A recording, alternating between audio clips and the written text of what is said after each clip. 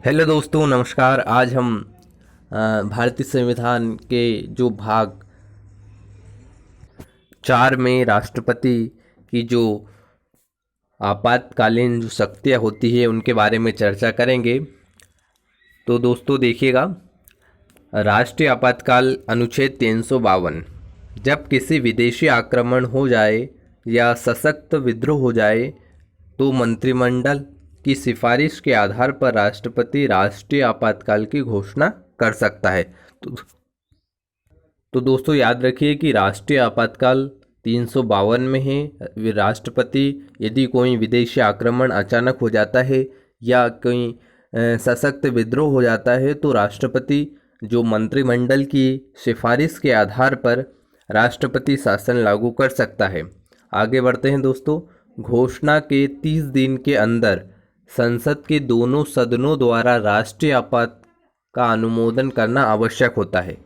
यदि राज्यसभा कर दिया तथा लोकसभा भंग है तो नई लोकसभा 30 दिन के भीतर अनुमोदन करेगी। अर्थात दोस्तों इसमें कहने का तात्पर्य यह है कि दोनों सदनों द्वारा इसे अनुमोदित किया जाना अनिवार्य होता है। दोनों सदनों के अनुमोदन मिलने के बाद 6 माह तक अनुमोदक अनंत काल तक बढ़ाया जा सकता है। अर्थात दोस्तों 6 माह से लेकर राष्ट्रीय आपातकाल अनंत समय तक बनाया जा सकता है, लगाया जा सकता है। तो आपको याद रखना है दोस्तों, राष्ट्रीय आपातकाल का जो निश्चित न्यूनतम समय होता है वो 6 माह होता है और अंतिम समय होता है अनंत के लिए भी लगाया जा सकता है, लेकिन अभी तक अनंत काल के लिए लगा नहीं है।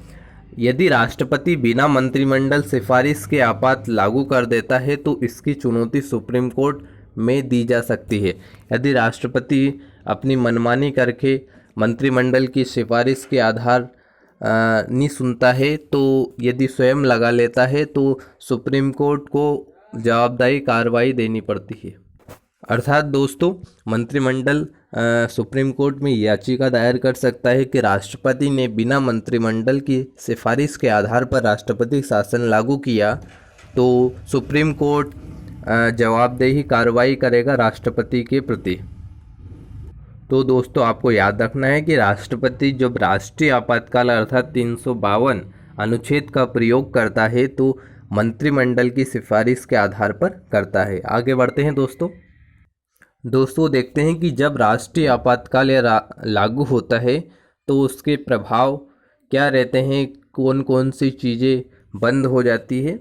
तो इसमें मूल अधिकार स्थगित कर दिए जाते हैं, देश का संघीय ढांचा प्रभावित हो जाता है।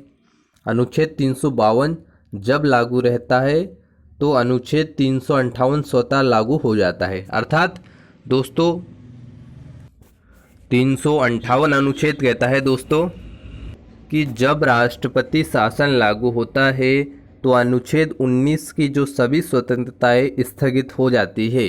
तो आपको याद रखना है कि आर्टिकल 252 लागू होने पर 358 स्वतः लागू हो जाता है, अर्थात स्वतंत्रता स्थगित हो जाती है।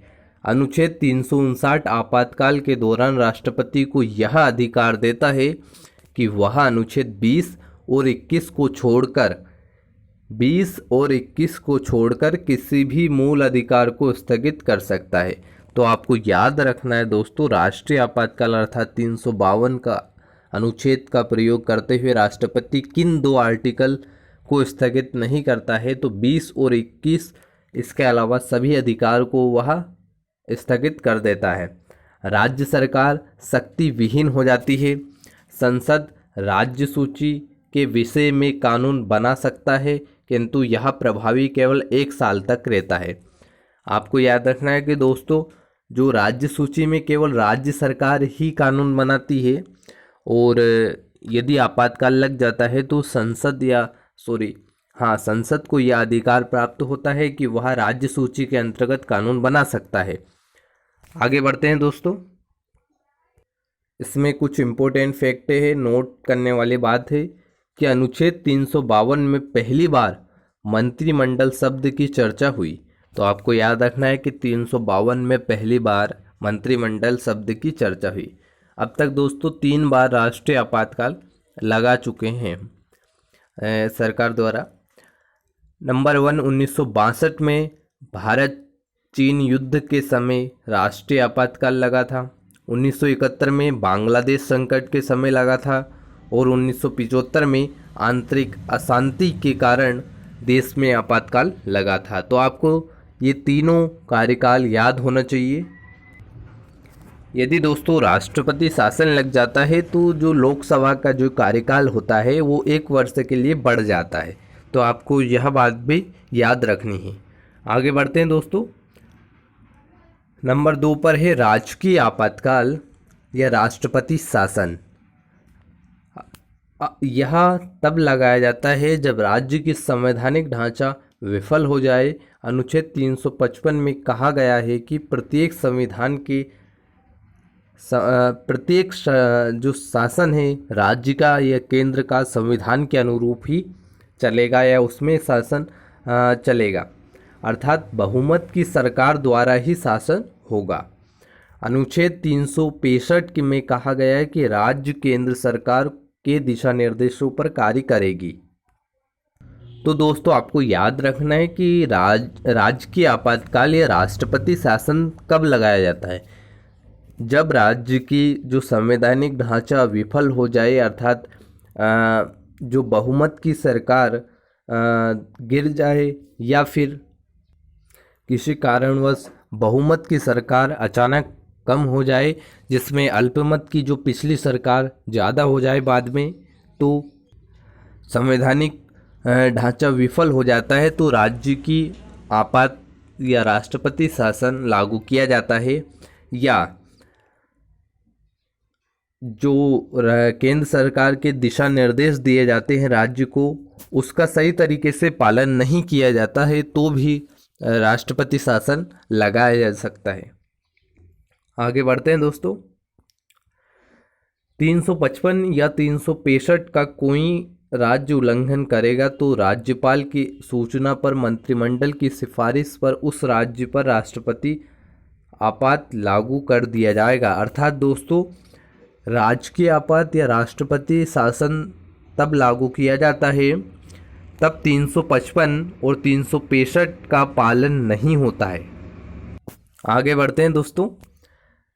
राजकीय आपातकाल का अनुमोदन 60 दिन के भीतर करना अनिवार्य होता है। अर्थात दोस्तों राज्यसभा ने अनुमोदन कर दिया तो लोकसभा को भी करना अनिवार्य होता है। यदि लोकसभा भंग हो जाती है तो 30 दिन के भीतर पुनः लोकसभा को संचालित कर अनुमोदन करना रहता है और अनुमोदित मिलने के पश्चात 6 माह तक राजकीय आपातकाल लागू या राष्ट्रपति शासन लगाया जाता है।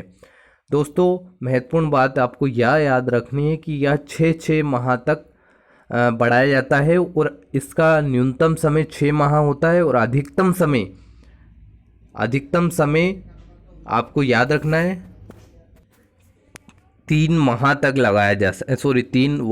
लगाया जा सकता है। तो इसमें 3 माह लिखा है दोस्तों, आप 3 वर्ष तक करिएगा। और हमने राष्ट्रपति जो राष्ट्रीय आपातकाल पढ़ा था तो उसमें हमने देखा था कि उसमें न्यूनतम समय 6 माह था और अंतिम समय था अनंत काल तक।